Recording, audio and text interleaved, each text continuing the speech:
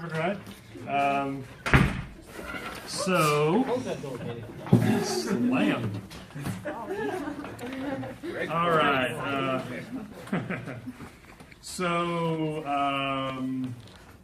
Okay.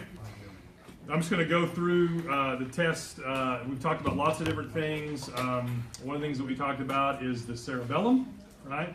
And we talked about the cerebellar peduncles and kind of what go in and out of those peduncles, right? There was the little, I think it's probably the final 10 slides on that cerebellar lecture. There was a little schematic that kind of said, okay, these are the pathways, and this is what the afferents going into the cerebellum and the efferents going out, and then after that was a visual image from Lundy Ekman, right? So, and you kind of did that. So remember that those parts about the cerebellum, and including which parts do the peduncles connect with regarding lobes, the nuclei, as far as the connections with the nuclei, which nuclei went with which peduncle, which part of the lobe, is it the vermis or the parahemisphere or the lateral hemisphere? Flocculonodular, all those, remember those lobes? So those are the main lobes of the cerebellum. Oh, you remember flocculonodular? Okay. You remember the flocculus and the nodule? Okay, that's called the flocculonodular lobe. Right. We'll have to clarify that. Right. Hey, this is... Yeah. When you, you're like, wait a minute, is he speaking Pig Latin? What do you say? Okay, so Purkinje cells, right? Those are the specialized cells. So I did a little bit of the histology of the cerebellum, the different layers and the different types of cells, so know that. On the end of the cerebellar lecture, I did a few slides, not much, but I tried to tie in some clinical, which part of the cerebellum, if it had a lesion, would be the result of what we call dysmetria. Remember we talked about that finger to nose test and then how they have that, what we call intention tremor, right? Versus basal ganglia is what? Resting tremor. Right? And so there's different parts of the cerebellum. Remember there's the vestibulocerebellum, there's the spinocerebellum, there's the cerebrocerebellum, and there was a couple slides, I think 3, that talked about, if you have damage in this part of the cerebellum, you're going to have problems with your eyes, right? If you have damage in this part of the cerebellum, it might affect the things coming from the spine, such as fine motor control, like the dysmetria. Or if you have this part of the cerebellum, like the lateral part, it might create ataxia, right, which is a gait deficit. So it forces you to know a little bit more about the functional parts of the cerebellum, not just rote memorization of the anatomy. So all the parts of the cerebellum, right? Gray matter, white matter. It has nuclei, and then it has peduncles because there's lots of efferents and afferents. Okay. All right. Let's see. Basal ganglia, right? We talked about that. We talked about the components of the basal ganglia, which are what? What are some of them? Caudate, putamen, globus pallidus, externus, internus, right? And then subthalamic nuclei, substantia nigra. So just to know all the parts of what they are, what's related to it, and how it works, right? So there was a chart in Lundy Ekman, or a figure, I guess, that basically had BG over here, basal ganglia, right? And then it had all the different little streams. It had 3 little streams. Some of them were going to the hand muscles or upper extremity. Some of them going to the spine. Some was going to the lower extremity, right? So as a whole, you know what they do. But because you're doctoral students, we do want to take it a little bit further, right? And there was a couple pages after this that said, the basal ganglia is made up of, right, the putamen, the caudate nucleus, globus pallidus, externus, internus, and then it matched those particular areas on how they flowed in that chart. I can't remember the figure number, but when you visualize what I'm talking about, there's that figure. So know how that figure works. So know where the connections, the brainstem is involved here, and the cortex. So know which ones are connected to the brainstem, know which ones are connected to the cortex, and kind of how that works. Overall, the basal ganglia helps do what to movement? If the cerebellum helps coordinate movement, the basal ganglia initiates movement. Yes, good.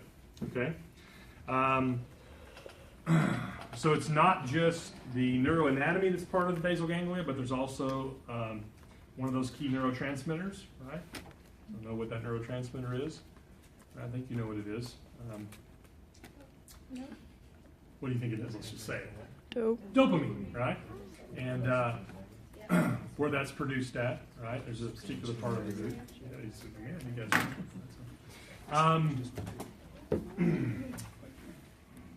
know about the there's white matter that separates the different parts, right, of the caudate and the putamen, the globus pallidus externus and internus. Some of it, has names to it, like there's different parts of the internal capsule. There might be white matter separating different things. Remember the term corpus striatum.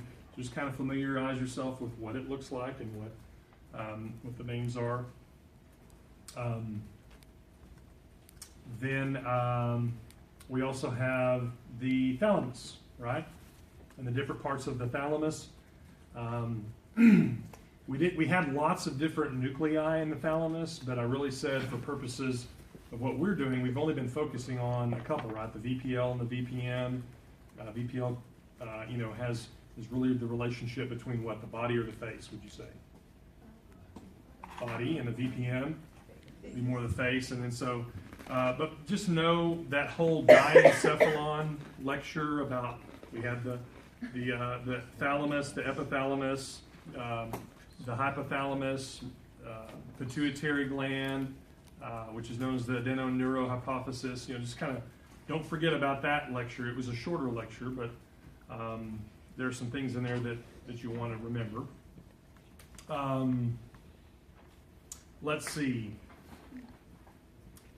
We have talked about the thalamus also is the location of not only the VPL and the VPM, but a couple of things on the sides that help process both visual and auditory information. Does anybody remember the names of those? Geniculate, right? And so one of them is matched to one and one of them is matched to the other, right? The lateral geniculate nucleus and the medial geniculate nucleus kind of know what those systems, how they help process which system.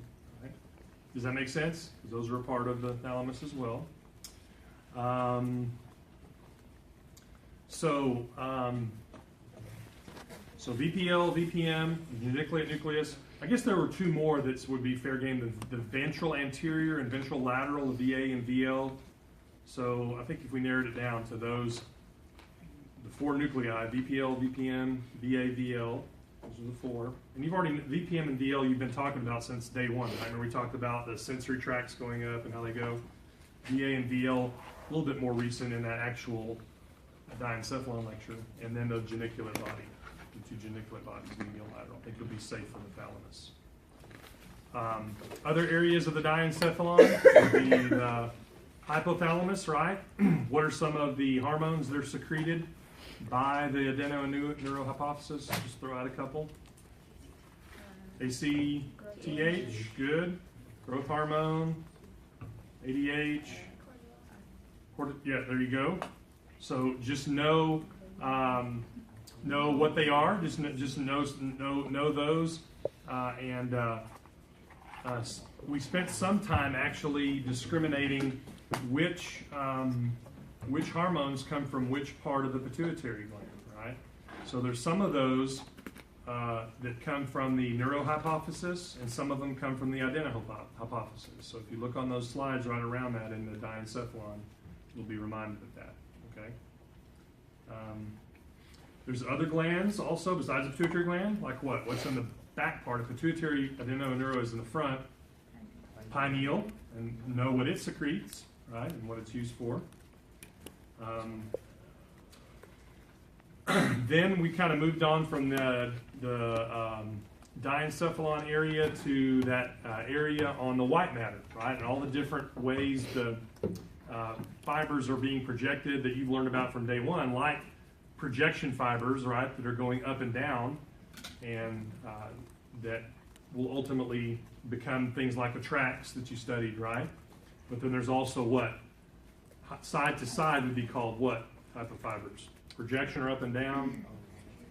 side to side.